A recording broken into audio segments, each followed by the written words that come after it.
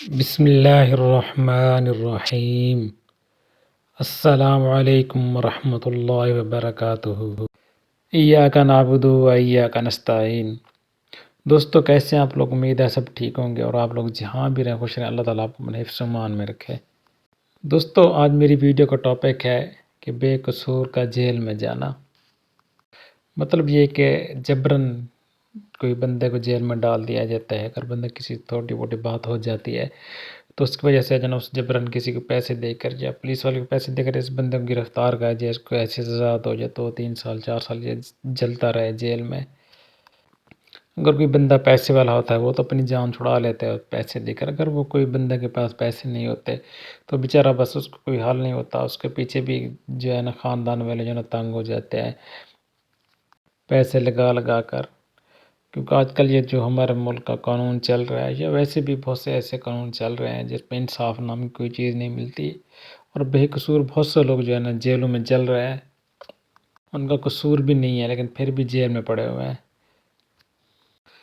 تو پھر ہم پیسہ لگاتے لیتے ہیں ہر وقت، جس کے پاس جبراً ہوتا ہے، جو اپنے گھر کی ہر چیز، جو بندہ جبراً جیل میں بند ہوتا ہے تو بیچارہ باہر آنے کے لیے جو ہے نا گھر کی ایک چیز بیچ دیتا ہے، پھر وکیل کھڑے کرتا ہے لیکن پھر بھی ان کی سنائی نہیں ہوتی، لیکن پھر بھی وہ ذلیل ہوتا رہتا ہے، ہمیشہ جیل میں جلتا رہتا ہے۔ دوستو ہم لوگ پیسے تو لگاتے رہتے ہیں لیکن ہم لوگ اللہ کے پاس جو ہے نا مدد کیوں نہیں مانگتے کہ اللہ تعالیٰ ہماری غیب سے مدد فرمائے؟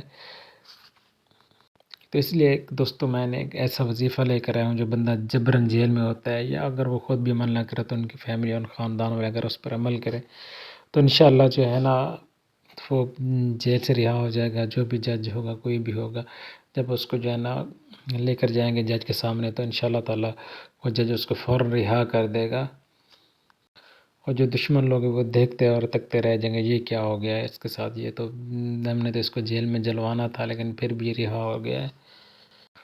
اور اللہ پر بھروسہ رکھنا چاہیے کیونکہ اللہ تعالیٰ ہی ہماری مدد کرنے والا ہے، اور نماز 5 وقت پڑھا کریں کیونکہ 5 وقت نماز پڑھنے سے بھی اللہ تعالیٰ غیب سے مدد فرماتا ہے اور انسان کو تنہا نہیں چھوڑتا۔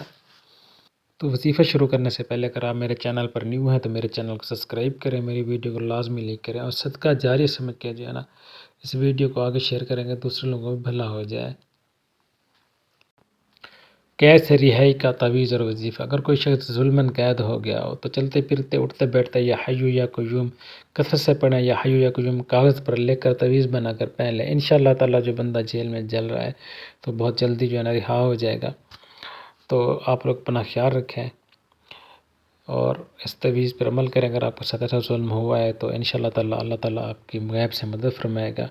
اگلی ویڈیو میں ملتے ہیں، تب تک اپنا خیال رکھیں۔ السلام علیکم۔